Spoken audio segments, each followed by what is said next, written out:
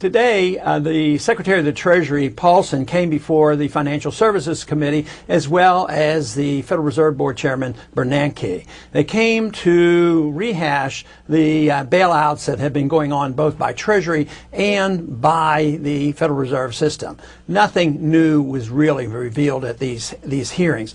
I did get a chance to ask one question, and of course I directed this question to Bernanke, and it has to do with an overall philosophic issue of what's going on rather than looking at the details. In a way, these details are just sort of missing the whole point. We've already tried to bail out everybody with approximately $5 trillion, and they're dealing with the details of this, and they're shifting gears continuously. They don't seem to be working at all, and all of this is just patchwork. It's Band-Aid, and it doesn't get to the bottom of our problem. The bottom of our problem is dealing with a financial system that has existed since 1971, and it's called the fiat dollar reserve system.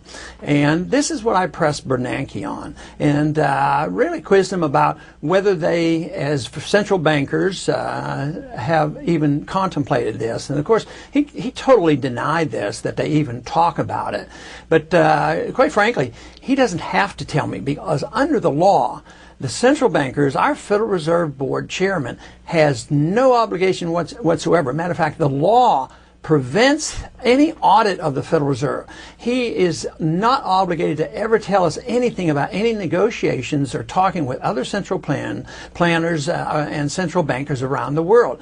They can do what they want, and they are not responsible to the Congress. So when I did ask him about any plans for another reserve currency, he just said, no, they haven't done this. And yet, we've even read articles in the newspaper where they are talking about a new international reserve standard, a reserve currency, which would diminish the dollar to a large degree. And I'm quite convinced that they have discussed it, because the system we have today has ended. We've had it since 1971, and this is what this whole emergency is about, is the end of that financial system that we've had during that period of time.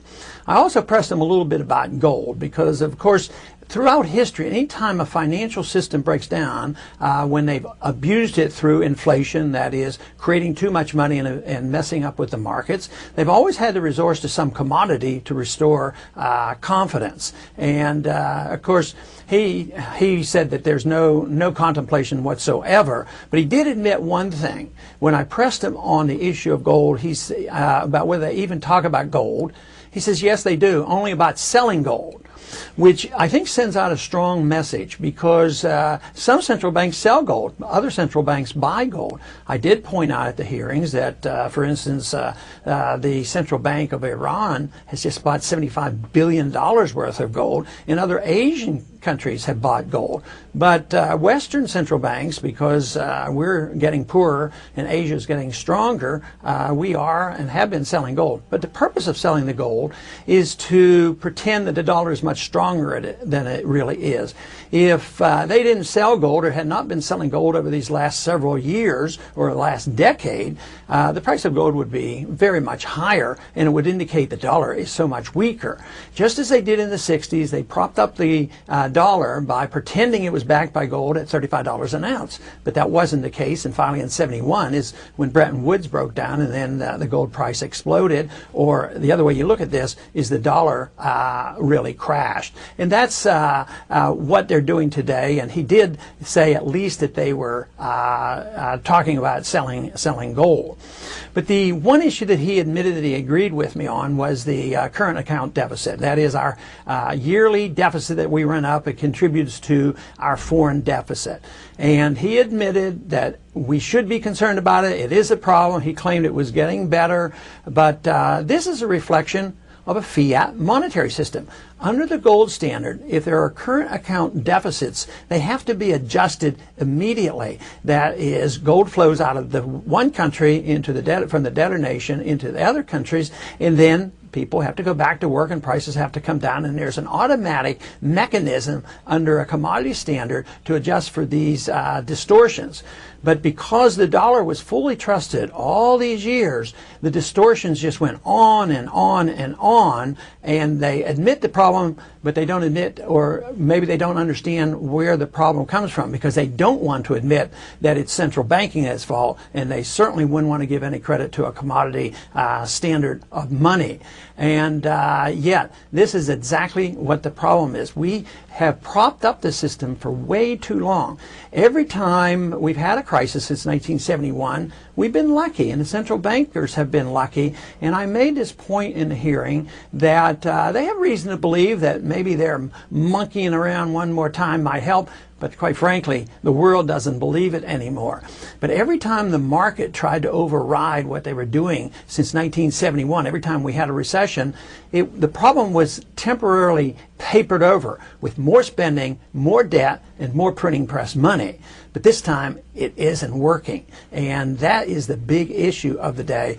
But I could not get him any time to admit that they really need a new standard. If anything, he defended the dollar and said the dollar is just great and wonderful, and that's why everybody's buying dollars right now, and it's temporarily that is the case. People are using the dollar as a temporary haven for various reasons. But the financial system that was based on the fiat dollar reserve currency, it has ended. And the sooner we admit that, the better. And the sooner we admit that just buying a bad debt and propping up mortgages that aren't viable, and buying and propping up car companies that are insolvent, the sooner we admit that, the better. And the sooner we can go back to work. But then, once again, we do need a new monetary system.